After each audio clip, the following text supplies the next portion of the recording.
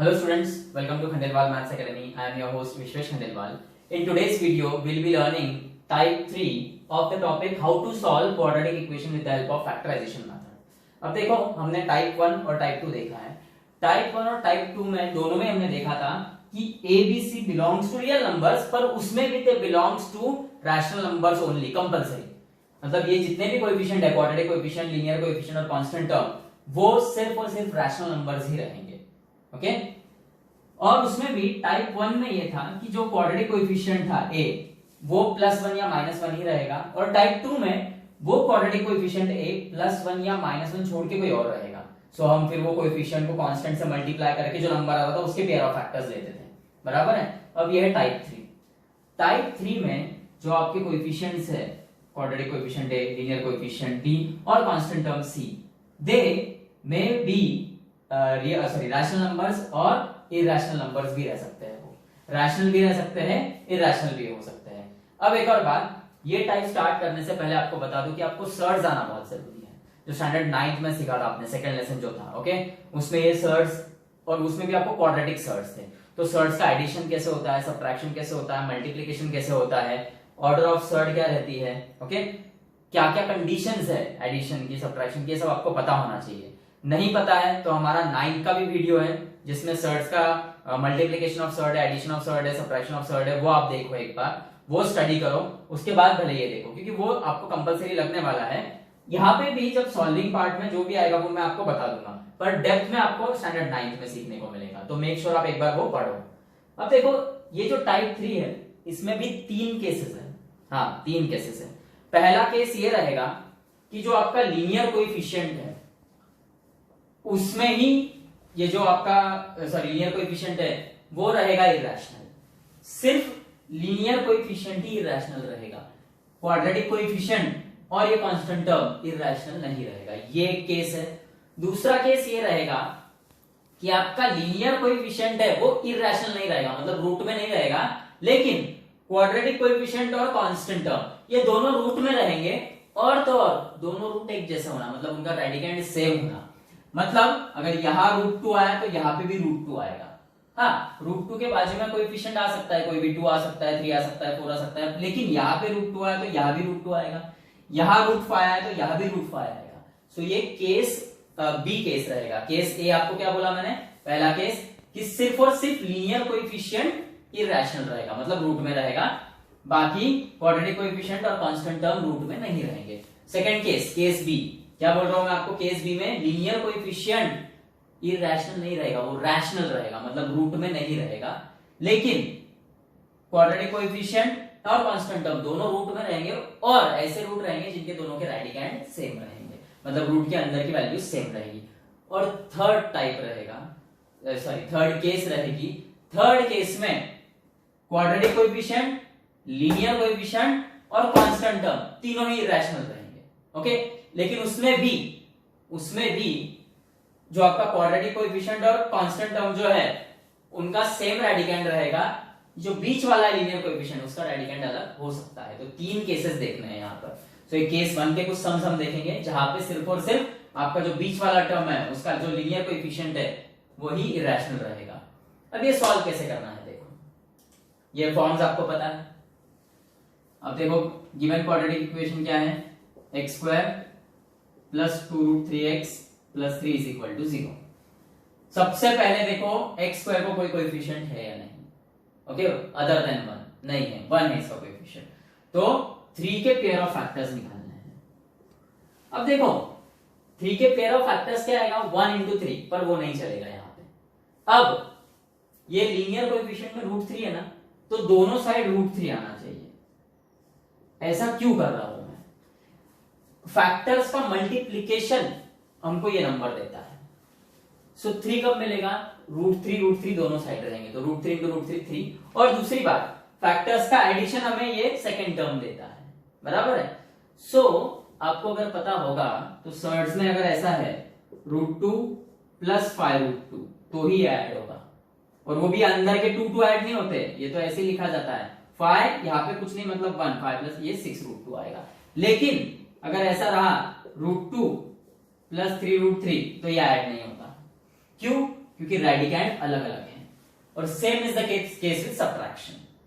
Add करते वक्त, surds को ऐड करते वक्त या सब्ट्रैक्ट करते वक्त रेडिकैंड सेम चाहिए और उनकी ऑर्डर तक सेम चाहिए। मतलब अगर मैंने ऐसा बोल दिया √2 + 5 क्यूब रूट ऑफ 2, तो ये भी ऐड नहीं होगा। ओके, क्योंकि भले ही यहाँ पे रेडिकैंड सेम है पर ऑर्डर अलग अलग है। यहाँ पे कुछ नहीं, मतलब 2 है, यहाँ पे 3 है। ये कैसे ऐड हो गया? रेडिकैंड तो सेम है और तो और ऑर्डर भी सेम है। यहाँ पे भी कुछ नहीं मतलब 2 और यहाँ पे भी कुछ नहीं मतलब 2। तो एडिशन और सब्ट्रैक्शन करते वक्त सर्ड्स का आपको याद रखना है कि रेडिकैंड भी सेम होना चाहिए और ऑर्डर भी सेम होना चाहिए। बराबर है? यहाँ पे भले ही ऑर्डर सेम था पर रेडिकैंड अलग अलग है, यहाँ पे रेडिकैंड सेम है पर ऑर्डर अलग अलग है, तो ये ऐड नहीं होंगे। ओके, और सब्ट्रैक्शन के लिए भी सेम रूल है। फिर ऐड और सब्ट्रैक्ट क्या होता है? बहुत से बच्चे रेडिकैंड ऐड कर देते हैं, 2 + 2 4 लिख देते हैं वहां पे। रेडिकैंड्स को कुछ नहीं करना, उनके जो कोएफिशिएंट्स है ना वो ऐड या सब्ट्रैक्ट होता है। जैसे इसके बाजू में कुछ नहीं था, मतलब 1 और यहाँ पे 5 है, तो 1 + 5 6। वही अगर ये माइनस रहता था तो 1 - 4 क्या आता था? सॉरी 1 - 5 क्या आता था? -4। बराबर है? ये है addition and subtraction of surds. Radicand भी सेम चाहिए, ऑर्डर भी सेम चाहिए और ऐड या सब्ट्रैक्ट क्या होते हैं? उनके कोएफिशिएंट। तो आपको पता है कि ये जो बीच वाला टर्म है ये कैसे मिलता है? By addition of factors. एक फैक्टर इधर से, एक फैक्टर उधर से। अब एडिशन कब पॉसिबल है? जब दोनों के रेडिकैंड सेम रहेंगे, इसलिए दोनों जगह मुझे रेडिकैंड सेम रेडिकैंड देना होगा। बराबर है? अब देखो एक और बात, ये जो ऊपर वाला नंबर आपको मिलता है ये रहता है मल्टीप्लिकेशन ऑफ फैक्टर्स और वो रूट में नहीं है। √3 × √3 क्या आता है? 3। अब multiplication of factor, sorry multiplication of surds के लिए एक ही चीज इंपॉर्टेंट है कि उनकी ऑर्डर सेम होना चाहिए। उनके ऑर्डर सेम रहेगा तो रेडिकैंड मल्टीप्लाई हो जाता है, ये हो जाएगा √6। अगर ये ऐसा होता था 2√2 × 5√3, सो कोएफिशिएंट को मल्टीप्लाई होता था। 2 5 10 और 2 3 6। सिर्फ एक ही बात ध्यान में रखना कि ऑर्डर सेम होना चाहिए। अगर ऐसा रहता है √2 × क्यूब रूट ऑफ 4, सो ये मल्टीप्लिकेशन हो सकता है पर ऑर्डर सेम करनी पड़ती है। ओके, ऑर्डर सेम कैसे करना आपको एक्चुअल सर्ड्स में देखना है, सर्ड का पार्ट है, पर यहाँ पे ऑर्डर सेम नहीं है तो ये मल्टीप्लाई नहीं होगा। ऑर्डर सेम करने के बाद मल्टीप्लिकेशन होता है। तो एडिशन में 2 रूल आपको ध्यान में रखना है। ओके, ऑर्डर भी सेम होना चाहिए, एडिशन और सब्ट्रैक्शन में 2 रूल ध्यान में रखना है। ऑर्डर भी सेम होना चाहिए, रेडिकैंड भी सेम होना चाहिए। और ऐड और सब्ट्रैक्ट क्या होते हैं? उनके कोएफिशिएंट्स। मल्टीप्लिकेशन में एक ही रूल ध्यान में रखना है कि ऑर्डर सेम होना चाहिए। और मल्टीप्लाई क्या होते हैं? कोएफिशिएंट तो मल्टीप्लाई होते ही है, रेडिकैंड्स भी मल्टीप्लाई होते हैं। Same is the case with division. बराबर? अब ये चीज आपको ध्यान में है। हाँ, अब देखो यहाँ पे 3 था, 3 का पेयर ऑफ फैक्टर है 1 × 3, पर मैं 1 और 3 नहीं लिख सकता यहाँ पे बिकॉज बीच में ये रेडिकैंड है √3, तो मुझे √3 लेना पड़ा। अब √3 × √3 क्या होगा? 3 आ गया एक पेयर ऑफ फैक्टर। अब ये दोनों ही पॉजिटिव है, b भी पॉजिटिव, c भी पॉजिटिव, तो देखो पहला फॉर्म आएगा, बोथ फैक्टर्स आर पॉजिटिव। और √3 + √3 क्या होगा? 2√3। मतलब इसको हम स्प्लिट करेंगे, √3x + √3x + 3 = 0। अब देखो इसको थोड़ा सिंप्लीफाई करते हैं ताकि आपको समझने में आसानी होगी। 3 को हम लिख सकते हैं √3 × √3।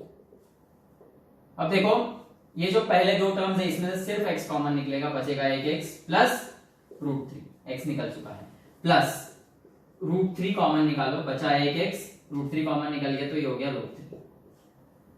इसका मतलब x + √3, 2 ब्रैकेट है और दोनों में ही x + √3 है। x + √3 0 और x + √3 0, मतलब x इज -√3, क्योंकि ये +√3 है left hand side, right hand side जाएगा तो माइनस में कन्वर्ट होगा, और x इज -√3, मतलब एक रूट आया है। Okay, therefore x is equal to -√3 is the solution. अब सेकंड सम देखो, x² - 8√5x + 75 = 0। अब देखो यहाँ पे x² का कोएफिशिएंट 1 है, कोई प्रॉब्लम नहीं, इसको ऐसे ही रहने दो। कांस्टेंट टर्म है 75। अब देखो 75 के फैक्टर्स क्या, पेयर ऑफ फैक्टर्स क्या आते हैं? 1 × 75, 3 × 25, 5 × 15, पर वो कुछ भी नहीं चलेगा यहाँ पे। क्यों? क्योंकि आपका जो बीच वाला टर्म है वो इरेशनल है और वहां पे √5 है। सो यहाँ पे जो भी पेयर ऑफ फैक्टर्स तैयार होंगे उसमें √5 दोनों साइड आना कंपलसरी है। दोनों साइड आना इसलिए कंपलसरी है क्योंकि ये फैक्टर्स का एडिशन या सब्ट्रैक्शन ये टर्म आता है, बराबर है। जो ये आपका मिडिल टर्म रहता है, ये जो आपका लीनियर कोएफिशिएंट है, ये उन फैक्टर्स का एडिशन या सब्ट्रैक्शन आता है और वो जो फैक्टर्स है वो रूट में होना कंपलसरी है क्योंकि यहाँ पे √5 है, यहाँ पे √5 है तो कंपलसरी यहाँ पे √5 चाहिए ही चाहिए और दोनों साइड चाहिए रहेंगे, बराबर है। क्योंकि एक साइड अगर रहा, अब देखो अगर एक साइड √5 रहा और दूसरे साइड 5 रहा, ये तो होते ही नहीं, एडिशन पॉसिबल ही नहीं। मैंने आपको पहले ही बोला सर्ट्स का एडिशन और सब्ट्रैक्शन में दोनों साइड सेम रेडिकैंड, वो भी विद सेम डिग्री चाहिए, सेम ऑर्डर वाले चाहिए वो। ओके, सो यहां पर बीच में √5 है तो दोनों जगह √5 आना ही चाहिए कंपलसरी। हाँ, अब देखो इनका मल्टीप्लिकेशन 75 आना चाहिए, पर √5 into √5 क्या होता है? 5 कितने का 75 होगा?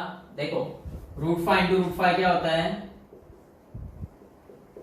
5 कितने का 75 होगा? तो 5 15 जा। अब हमें यहाँ पे ऐसे नंबर चाहिए कोएफिशिएंट जिनका मल्टीप्लिकेशन 15 आए। तो अब आपको 15 के पेयर ऑफ फैक्टर्स क्या होते हैं वो देखो, 1 into 15 होता है और 3 5 भी 15 होता है। ऐसे सॉल्व करना है। अब इनका मल्टीप्लिकेशन देखो आप, √5 into √5 5, 15 5 75, √5 into √5 5, 5 5 25 into 3 75, बराबर 75 आ रहा है। लेकिन ये दो पेयर ऑफ फैक्टर्स है, कोई एक लगेगा। अब देखो जो आपका कांस्टेंट है मतलब सी पार्ट है वो पॉजिटिव है और बी निगेटिव है, बी निगेटिव सी पॉजिटिव, मतलब both factors should be negative. Okay, both factors should be negative, so ये दोनों नेगेटिव रहेंगे, ये वाला आएगा क्योंकि ये तो -1 -15 -16 √5 हो जाएगा, हमें -8 √5 चाहिए, -3 -5 -8। अब देखो ये स्प्लिट करना है और इसको लिखना कैसे है, -8 √5 था, इसको -3 √5x और ये -5 √5x प्लस 75 इज 0। अब ध्यान दो अच्छे से, हाँ, ये x², इसमें से ये सॉल्व कर लेते हैं। ओके, x कॉमन निकाला तो बच गया 1x, माइनस x तो निकाल चुके हो आप तो 3 √5 बचेगा, माइनस अब यहां पर है 5 √5x। 75 जो है ना, ओके, इसको आप क्या करो, ये इसके मल्टीप्लिकेशन के रूप में लिखो with positive sign, positive sign यहाँ पे पॉजिटिव पॉजिटिव ही रखो। 75 can be written as 3 √5 into 5 √5, ये सबसे आसान तरीका। क्या करना, ये जो कांस्टेंट टर्म होता है, ओके, ये कांस्टेंट टर्म यहाँ पे जो पेयर ऑफ फैक्टर्स है इनके मल्टीप्लिकेशन से ही मिलता है। तो जो आप पेयर ऑफ फैक्टर्स ये स्प्लिटिंग के लिए यूज कर रहे हो, जैसे यहाँ पे आपने देखो यूज किया स्प्लिट करने के लिए, सो बाद में जो कांस्टेंट टर्म है वो उनके मल्टीप्लिकेशन के रूप में लिख दो। 75 को हमने लिखा 3 √5 into 5 √5। अब क्या होगा फायदा, दोनों में से क्या कॉमन निकलेगा, एक तो माइनस साइन आएगी, थर्ड टर्म में तो माइनस साइन आएगा ही, 5 √5 कॉमन निकलेगा, तो यहाँ पे ये x बचेगा, माइनस आपने कॉमन निकाला तो प्लस का होगा माइनस, 5 √5 कॉमन निकाला तो बच गया 3 √5। ओके, ये देखो 5 √5 कॉमन निकाला दोनों में से, तो यहाँ पे बच गया x और माइनस कॉमन निकाला तो प्लस का माइनस, और ये 5 √5 निकल चुका है तो 3 √5 बचा। अब आप ये x माइनस 3 √5 कॉमन निकालो तो बचेगा ये x माइनस 5 √5 इक्वल टू 0। इसका मतलब x माइनस 3 √5 0 और x minus 5 √5 is 0। Left hand side में सब्ट्रैक्शन में, राइट हैंड साइड में जाएगा एडिशन, तो x इज 3 √5 और x इज 5 √5।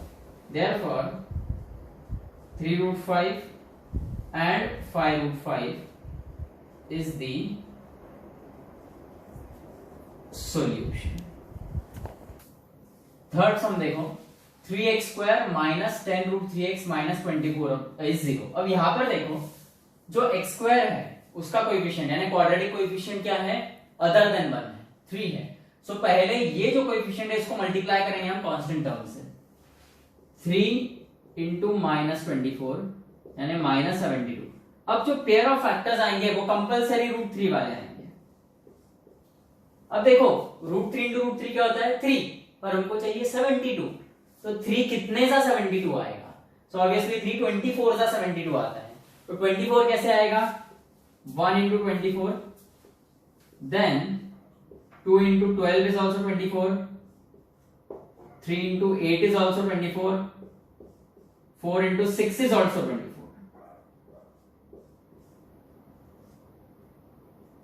तो देखो ये 4 पेयर ऑफ फैक्टर्स आएंगे। Okay, root three into root three क्या होता है 3, 3 into 24 is 72, root three into root three is 3, 3 2 is 6, 12 6 is 72, root three into root three 3, okay, 3 is 9, 9 8 is 72, root 3 into root 3 again 3 3 4 are 12 and sorry root 3 into root 3 is 3, okay, 3 4 is 12 and 12 6 is 72। तो ये 4 pair of factors हैं। अब देखो forms देखना है हमें, दोनों ही negative है, b भी निगेटिव और c भी negative, so small factor positive और बिगर फैक्टर इज निगेटिव, मतलब ये निगेटिव आएंगे। इसमें से -10 रूट 3 कौन देगा? सो -12 रूट 3 प्लस 2 रूट 3, ये आएगा -10 रूट 3।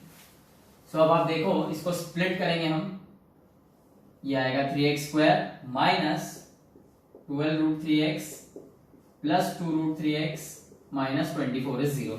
सो अब देखो पहले दो टर्म्स में से अब यहाँ पे 3 और 12 है, 3 और 12 का HCF होता है 3, x स्क्वायर और x का HCF x, तो 3x कॉमन निकलेगा, बच गया 1x माइनस 12 यानी 3 into 4, 3 निकल चुका है तो 4 बचेगा, x निकल चुका है और ये रूट 3 बचेगा। अब अगला जो ब्रैकेट है आपका वो ऐसे ही आना चाहिए। अब देखो यहाँ पे क्या करेंगे हम लोग, ये है प्लस 2 रूट 3x, इस 24 को मैं 2 into 12 लिख रहा हूं, बराबर है, ओके, तो ये 2 निकलेगा बाहर, ये जो 12 है इस 12 को भी मैं 3 into 4 लिखूंगा। क्यों? क्योंकि ये 3 नेक्स्ट स्टेप में मुझे रूट 3 इंटू रूट 3 लिखते आएगा और ये रूट 3 के साथ वो कॉमन निकलेगा। तो देखो ध्यान से देखो अच्छे से, ये आपका पहला ब्रैकेट है, ये 2 रूट 3x माइनस 2, 3 को रूट 3 इंटू रूट 3 लिखा मैंने, ओके, क्यों? क्योंकि यहां पर जो थर्ड टर्म है वहां पे रूट 3 प्रेजेंट था। अब देखो इनमें से ये कॉमन निकलेगा पूरा, सो ये है 3x x minus 4 root 3 plus 2 root 3 common निकलेगा, बचा x माइनस 2 रूट 3 निकल चुका है तो क्या बचेगा 4 रूट 3। देखो ध्यान दो अच्छे से, 2 रूट 3 कॉमन निकल गया तो बच गया x, ये माइनस की साइन, और 2 रूट 3 कॉमन निकल गया तो बच गया 4 इंटू रूट 3। देखो दोनों ब्रैकेट सेम आ गए, सो अब ये होगा 3x plus 2 root 3 into x minus 4 root 3 0, that is 3x plus 2 root 3 0 और x माइनस 4 रूट 3 0। अब देखो इसको सॉल्व करना है हमें,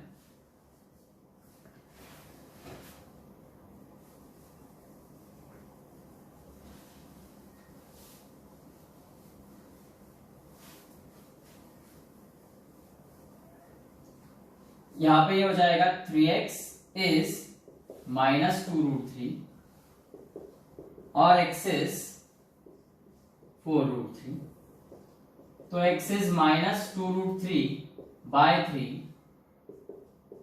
और x is 4 root 3, so x is minus 2 root 3, और ये जो 3 है डिनोमिनेटर का इसको हम लिखेंगे रूट 3 इंटू रूट 3, यानी number can be written as product of its square roots, फिर ये रूट 3 कैंसिल होगा, so x is minus 2 by root 3 और x इज 4 रूट 3। ये आया आपके दो वैल्यूज x के, ओके। अब ये देखो टाइप 3 में जो केस ए है हमारा, ओके, केस ए में हमने क्या देखा था, जो लीनियर कोएफिशिएंट्स है, मतलब जो मिडिल टर्म है उसके जो कोएफिशिएंट्स है वही इरैशनल रहेंगे, मतलब वही रूट में रहेंगे, और जो क्वाड्रेटिक कोएफिशिएंट्स है और कांस्टेंट टर्म है वो रैशनल रहेंगे, वो रूट में नहीं रहेंगे। तो ये केस फर्स्ट है, केस ए है हमारा, उसके 3 सम्स हम देख चुके हैं और ये 5 सम्स है, ये होम असाइनमेंट है, ये आप करके देखो, ओके। सर्ट्स का एडिशन सब्ट्रैक्शन कैसे होता है ये मैं आपको बता चुका हूं, और ये भी मैं बता चुका हूं आपको कि अब जब आप यहाँ पे फैक्टर्स लोगे तो वो फैक्टर्स मेक श्योर सर्ट्स में होने चाहिए, मतलब अब ये जो पहला इक्वेशन सॉल्व करेंगे तो उसके फैक्टर्स रूट 3 नहीं आएंगे, फिर √2 √6 देन यहाँ पे दोनों साइड √3 आएंगे, ओके। और उनका मल्टीप्लीकेशन यहाँ पर जैसे आप पहला अगर ये देख रहे हो, सॉरी फोर्थ सम आप देख रहे हो, तो उनका मल्टीप्लीकेशन आना चाहिए 12, then 32, then 6, 3 2 6, then 63, then 6, okay. आप करो सॉल्व, कोई भी डाउट है तो कमेंट सेक्शन में आप पूछ सकते हो और इसके आंसर्स आप कमेंट सेक्शन में अपलोड करो।